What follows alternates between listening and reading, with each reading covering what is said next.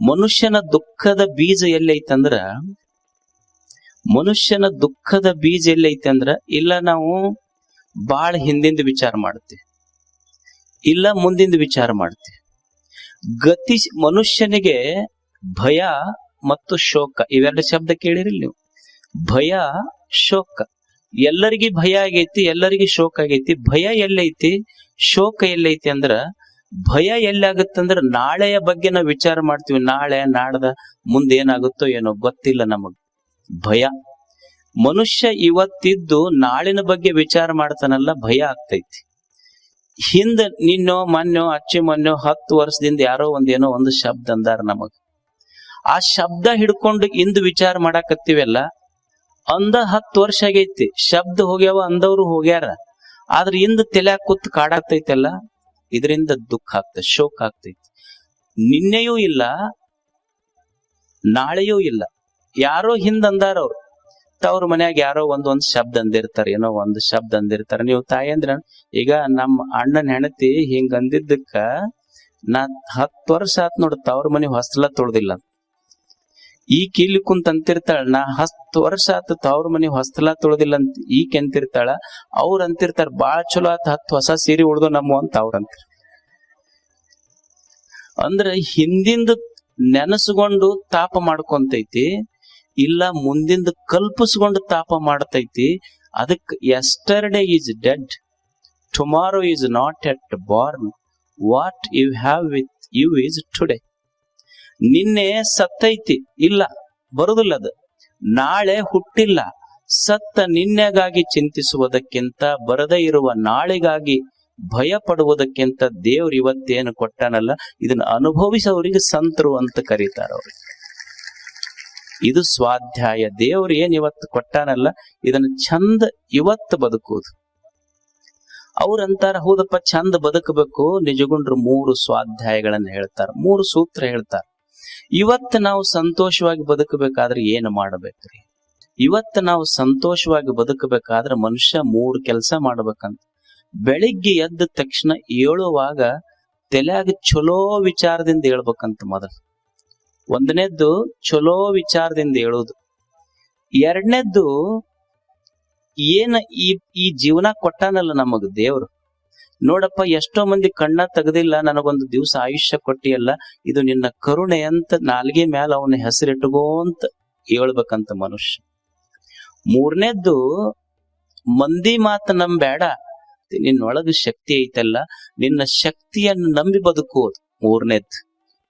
ಒಂದನೇದ್ದು ಚಲೋ ವಿಚಾರ ಇಟ್ಟುಕೊಂಡು ಹೇಳೋದು, ಇದಕ್ಕೆ ಜ್ಞಾನ ಸ್ವಾಧ್ಯಾಯ ಅಂತ ಕರೆದ್ರು. ನಾಲ್ಗೆ ಮ್ಯಾಲ ದೇವರ ಋಣಪ್ಪ ಅಂತ ಹೇಳ್ತೀವಲ್ಲ, ಅವನ ನಾಮಸ್ಮರಣೆ ಮಾಡ್ತೀವಲ್ಲ, ಮಂತ್ರ ಸ್ವಾಧ್ಯಾಯ.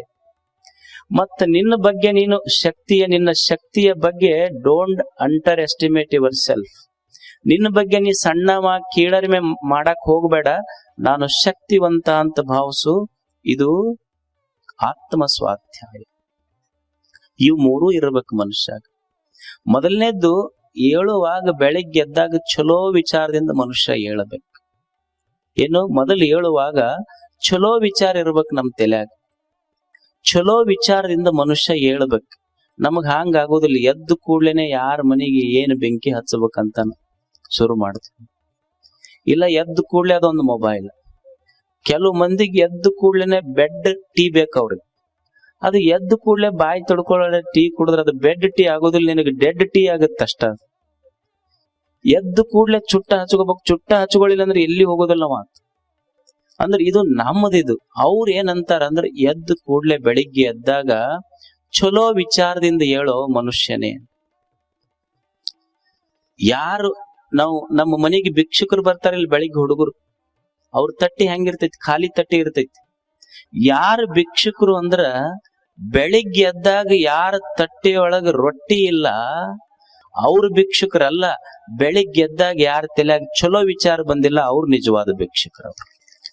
ಬೆಳಿಗ್ಗೆ ಹೇಳುವಾಗ ಚಲೋ ವಿಚಾರದಿಂದ ಹೇಳು ಮನುಷ್ಯನೇ. ಚಲೋ ವಿಚಾರ ಬೇಕಾಗತ್ತೆ. ನಾವ್ ಅದನ್ನ ಮಾಡೋದಿಲ್ಲ. ಊರು ಸುದ್ದಿ ಮಾತಾಡ್ಕೊಂತ ಕುಂದಿರ್ತೀವಿ. ಎದ್ದ ತಕ್ಷಣ 3 ಜನ ರೈಲ್ವೆ ಸ್ಟೇಷನ್ ಕುಂತಿದ್ರ. ಅವ್ರು 3 ಮಂದಿ ಊರ್ ಸುದ್ದಿನ ಮಾತಾಡೋರೆಲ್ಲ. ಏನು ಟ್ರೇನ್ ಬಂದು ಬಿಟ್ಟು ಟ್ರೇನ್ ಆಗಲಿ ಅವಾಗ ಒಬ್ಬನಿಗೆ ಎಚ್ಚಾತು, ಟ್ರೈನ್ ಬಿಡಕತ್ತೈತಿ ನಡ್ರಿ ಅಂತ ಓಡಿದ್ರು ಮೂವರು. ಓಡಿ ಓಡಿ ಓಡಿ ಹತ್ತಿದ್ರು. ಕೊನೆಗೆ ಇಬ್ಬರಿಗೆ ಸಿಕ್ತದ ಟ್ರೈನ್, ಒಬ್ಬನಿಗೆ ಸಿಗಲಿಲ್ಲ. ಇವ ಸ್ವಲ್ಪ ಅಲ್ಲೇ ಅಳ್ಕೊಂತ ನಿಂತ. ಅವ ಕೂಲಿಗಳಿರ್ತಾರಲ್ಲ, ಅವ ಬಂದ, ಯಾಕ್ರಿ ಯಾಕೆ ಅಳಕತ್ತೀರಿ, ಯಾಕೆ ಅಳ್ತೀರಿ ಬಿಡ್ರಿ, ಕೊನೆಗೆ ನಿಮ್ ಇಬ್ಬರು ಫ್ರೆಂಡ್ಸ್ಗರ ಸಿಕ್ತಲ್ ಟ್ರೈನ್, ಅವ್ರ ಹತ್ಕೊಂಡು ಹೋದ್ರಂತ. ಅವ ಅಂದ, ಇಲ್ಲೋ ಅವ್ರು ನನಗ್ ಕಳ್ಸಾಕ್ ಬಂದವ್ರು, ಹೋಗ್ಬೇಕಾದದ್ ನಾನಂತ. ಕಳ್ಸಾಕ್ ಬಂದವ್ರು ಹತ್ಕೊಂಡು ಹೋಗ್ಯಾರ, ಹೋಗ್ಬೇಕಾದವನಿಗೆ ಸಿಗಲಿಲ್ಲದ ಟ್ರೈನ್. ಅವಕರ ಗೊತ್ತಾಗಬಾರ್ದ ಇವನಿಗೆ ಹತ್ತಿಸ್ಬೇಕಂತ. ನಮ್ಮ ವಿಚಾರಗಳಲ್ಲಿ ಬೆಳಿಗ್ಗೆದ್ದು ಚಲೋ ವಿಚಾರ ಇರ್ಬೇಕು ತಲ್ಯಾಗ. ಒಬ್ಬ ಸಾಮಾನ್ಯನಿಗೂ ಮತ್ತು ಸಂತನಿಗೂ ಏನು ವ್ಯತ್ಯಾಸ ಅಂದ್ರ, ನಮಗೇನು ಶಾಸ್ತ್ರ ಓದಿ ತಿಳ್ಕೊಬೇಕಂತಿಲ್ಲ. ಯಾರಿಗೆ ದೊಡ್ಡವ್ರು ಅನ್ಬೇಕು, ಯಾರಿಗೆ ಸಣ್ಣವ್ರು ಅನ್ಬೇಕಂದ್ರೆ ಶಾಸ್ತ್ರ ಬೇಕಿಲ್ಲ. ನಿಮಗೊಂದು ಸ್ಮಾಲ್ ಕ್ಲಾರಿಫಿಕೇಶನ್ ಕೊಡ್ತೀನಿ ಅಷ್ಟೆ. ಏನ್ರಿ ಹೆಂಗ್ ಡಿಫ್ರೆನ್ಸಿಯೇಟ್ ಹೆಂಗ್ ಮಾಡೋದು, ಇವ್ರು ದೊಡ್ಡವರು, ಇವ್ರು ಸಣ್ಣವರು, ಇವ್ರು ಸಂತರು, ಸಾಮಾನ್ಯರು ಅಂತ ಹೆಂಗ್ ಡಿಫ್ರೆನ್ಸಿಯೇಟ್ ಮಾಡೋದ್ರಿಗೆ ಗೊತ್ತಿಡ್ಯದ ಹೆಂಗ ಅಂತ ತಿಳ್ಕೊಂಡ್ರ ಏನಿಲ್ಲ. ನಮ್ಮ ಕಾಲಾಗ ಬ್ರ್ಯಾಂಡೆಡ್ ಇರ್ತಾವ ಪಾದರಕ್ಷೆಗಳು, ಅವರು ಹಂಗಲ್ಲ. ಕಾಲಾಗ ಬ್ರ್ಯಾಂಡೆಡ್ ಹಾಕೊಂಡು ತಲಿ ಖಾಲಿ ಇರ್ತೈತಿ ನಮ್ಮದು. ಕಾಲಾಗ ಬ್ರ್ಯಾಂಡೆಡ್ ಪಾದರಕ್ಷೆ ಇರ್ತಾವ ನಮ್ಮ, ಅವ್ರಿಗೆ ತಲೆಯಾಗ ಬ್ರ್ಯಾಂಡೆಡ್ ವಿಚಾರಗಳಿರ್ತಾವ, ಅವ್ರು ದೊಡ್ಡವ್ರ ಆಗ್ತಾರ ಅಷ್ಟೇ.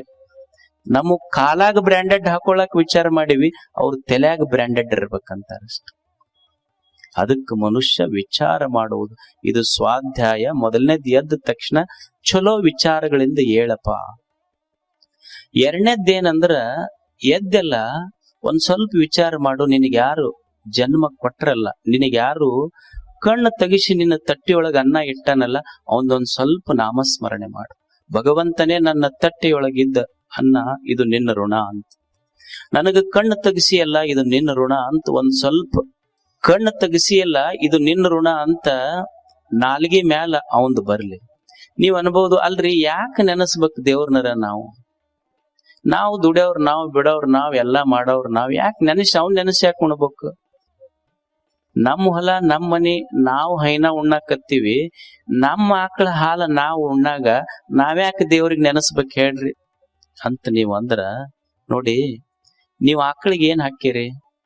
ಮುಸ್ರಿ ನೀರು ಕುಡಿಸಿರ. ಅದಕ್ಕೆ ಅಂದ್ರ ನಿಮ್ಮ ಮುಸ್ರಿ ನೀರು ಕುಡದ ಆಕಳ ನಿಮಗ ಮುಸ್ರಿ ನೀರು ಕುಡಿಸಿರಿ. ಆದ್ರ ಮುಸ್ರಿ ನೀರು ಕುಡ್ದ ಆಕಳ, ನೀವು ಆಕಳ ತಟ್ಟ್ಯಾಗ ಮುಸ್ರಿ ನೀರ್ ಹಾಕಿರಿ. ಮುಸ್ರಿ ನೀರು ಕುಡ್ದ ಮೇಲೆ ಆಕಳ ನಿಮ್ಮ ತಟ್ಟ್ಯಾಗ ಹಾಲು ಹಾಕುವಂಗ ಮಾಡದವ ಯಾರಿದನ್ನ? ಅದಕ್ಕೆ ಅಕಸ್ಮಾತ್ ಆಕಳಿಗೆ ಹೇಳಿದ್ನಂದ್ರ, ನೋಡ್ ಅವ್ರು ಬಹಳ ಮೋಸಗಾರ ಅದಾರ, ಅವ್ರು ನಿನಗ್ ಮುಸ್ರಿ ಹಾಕ್ಯಾರಲ್ಲ, ಅವ್ರದು ನಿಂದಕ್ಕೂ ಡಬಲ್ ಅವ್ರ ತಾಟ್ನ್ಯಾಗ ಹಾಕಂದಿದ್ರ ಸ್ವಲ್ಪ ವಿಚಾರ ಮಾಡ್ಬೇಕಲ್ಲ ಮನುಷ್ಯ. ಈಗ ನಿನ್ ಎದಿ ಐತಿ, ರಾತ್ರಿ ಮಕ್ಕೊಂಡಿ ರೆಸ್ಟ್ ಮಾಡಾಕತ್ತಿ, ಆದ್ರೂ ನಿನ್ ಎದಿ ಬಡ್ಯಾಕತ್ತೈತೆಲ್ಲ, ಬಡಸ್ದವ್ ಯಾರಿದನ್ನ? ಅಕಸ್ಮಾತ್ ಅವ ರೆಸ್ಟ್ ಮಾಡ್ಯಾನಂತ ನಿನ್ ಎದಿನೂ ಅಕಸ್ಮಾತ್ ಬಡ್ಯಾದ ಬಿಟ್ಟಿದ್ರ, I want to take rest, he will be rest in peace. Peace ಅನ್ನೋದು ಪೀಸ್ ಆಗಿ ಹೋಗಿತ್ತ. ಆಮೇಲೆ ನೀನು ಮಲ್ಕೊಂಡಾಗೂ ಸಹಿತ ನೀನು ಜೀವಂತ ಇರ್ಬೇಕಂತ ನಿನಗ್ ಗಾಳಿ ಹಾಕಕತ್ತಾನಲ್ಲ ದೇವ್ರ, ಮತ್ ಅವನ್ ನೆನಸ್ಲಾರ್ದೆ ಉಂಡ್ರೆ ಹೆಂಗ ಹೇಳು? ನೀನು ಮಲ್ಕೊಂಡಾಗ ನಿನ್ನ ಹೃದಯ ಬಡಸಕ್ ಹಚ್ಚಾನಾತ. ಅಕಸ್ಮಾತ್ ನೀ ಹೆಂಗ್ ರೆಸ್ಟ್ ಮಾಡ್ಬೇಕಂತಿ ಹಂಗ ನಿನ್ನ ಹೃದಯವು ರೆಸ್ಟ್ ಮಾಡಿದ್ರ, ಬೆಳಿಗ್ಗೆ ಮರುದಿವ್ಸ ಪೇಪರ್ನಾಗ ಏನ್ ಬರ್ತಿತ್ತು? ದುಃಖ ತಪ್ತ ಮಕ್ಕಳು, ಇವರ ಸಾವಿಗೆ ನಾವು ವಿಷಾದಿಸುತ್ತೇವೆ, ಇವರ ಸಂಪತ್ತನ್ನು ಆಸ್ವಾದಿಸುತ್ತೇವೆ. ಬರೆದಿರುವುದಿಲ್ಲ, ತಿಳ್ಕೊಬೇಕದನ್ನಷ್ಟ. ಇವರ ಸಾವಿಗೆ ವಿಷಾದಿಸುತ್ತೇವೆ ಅಂದ್ರ ಮುಂದೆ ಇವರು ಸಂಪತ್ತನ್ನು ಆಸ್ವಾದಿಸುತ್ತಾರೆ ಅಂತನ ಅರ್ಥದಷ್ಟ. ಇಟ್ಟವ್ ಯಾರಲ್ಲ, ಒಂದಿಷ್ಟು ಮನುಷ್ಯನಿಗೆ ಋಣ ಬೇಕಾಗ್ತೈತಿ. ಇಷ್ಟ ಋಣ ಇಲ್ಲದೆ ಬದುಕ್ಲಿಕ್ಕೆ ಆಗುದಿಲ್ಲ ಈ ಜಗತ್ತಿನಲ್ಲಿ. ಒಂದು ಹೂವ ಇರ್ತೈತಿ, ಎಲ್ಲೋ ಸಹ್ಯಾದ್ರಿಯ ಬೆಟ್ಟದಲ್ಲಿ ಬೆಳೆದ ಹೂವ, ಅದ್ರ ಮಗ್ಗಲು ಒಂದು 100 ಫೀಟ್ 50 ಫೀಟ್ ಎತ್ತರ ಒಂದು ಗಿಡ ಬೆಳೆದೈತಿ. ದೇವ್ರು ಒಂದು ಸಣ್ಣ ಬಳ್ಳಿ ಐತಿ, ಆ ಸಣ್ಣ ಬಳ್ಳ್ಯಾಗೂ ಒಂದು ಹೂ ಬೆಳೆದೈತಿ.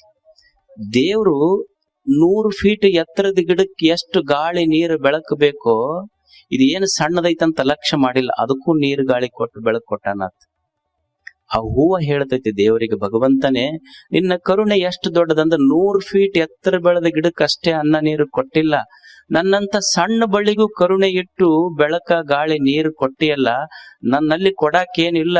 ಈ ಬಳ್ಳಿಯೊಳಗೊಂದು ಹೂವ ಬೆಳೆದೈತಲ್ಲ, ನೀ ಕೊಟ್ಟಿದ್ದಕ್ಕೆ ನನ್ನ ಹೃದಯವೇ ಹೂವಾಗಿ ಅರಳೈತಿ, ಇದು ನಿನಗೆ ಅರ್ಪಣೆ ಮಾಡ್ತೀನಿ ಅಂತ ಬಳ್ಳಿ ಹೇಳಿ